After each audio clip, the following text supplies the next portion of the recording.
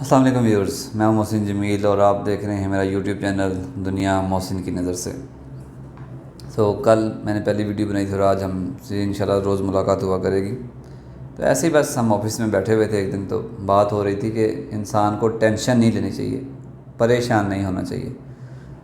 تو میں نے جب ان الفاظ پہ غور کیا تو مجھے فیل ہوا کہ ہمیں پریشان کیوں نہیں ہونا چاہیے، یہ سمجھ میں نہیں آیا مجھے۔ اگر ہم اپنے ارد گرد دیکھتے ہیں تو اذان ہوتی ہے تو لوگ نماز پڑھنے کے لیے نہیں اٹھتے، لوگ نہیں نکلتے نماز پڑھنے کے لیے۔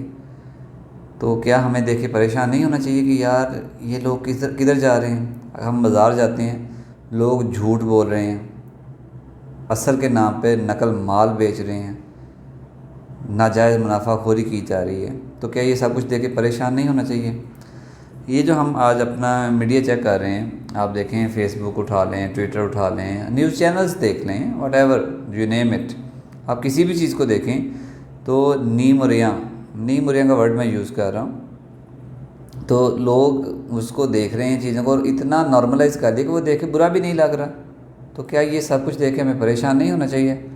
ہمیں پریشان ہونا چاہیے، بلکہ میرے خیال سے صرف پریشان ہونا جو ہے نا وہ کافی نہیں ہوگا، صرف پریشان ہونے سے گزارا نہیں ہوگا، پریشان سے کچھ زیادہ ہونے کی ضرورت ہو گئی ہے۔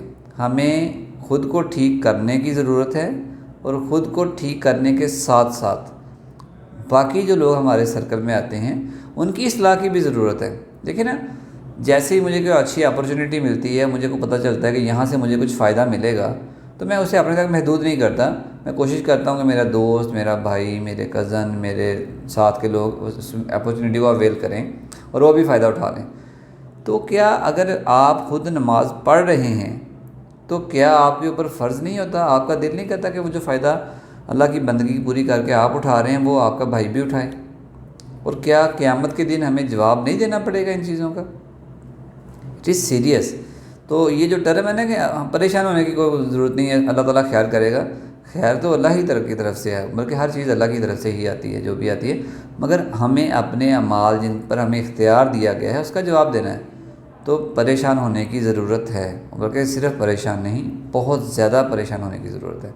تو خیال کریں، اپنے آپ کی اصلاح کریں، اپنے ارد گرد اپنے بہن بھائی، آپ کے دوست، عزیز و اقارب، ان سب کو دیکھیں، ان کی اصلاح کے لیے کوشش کریں تاکہ خاتمہ بالخیر ہو جائے، ہمیں قیامت کے روز شرمندگی نہ اٹھانی پڑے باقی امتوں کے سامنے۔ تو آج کے لیے اتنا ہی، انشاءاللہ پھر ملتے ہیں تھوڑی دیر میں یا کل یا تھوڑے عرصے میں، تب تک کے لیے اللہ حافظ۔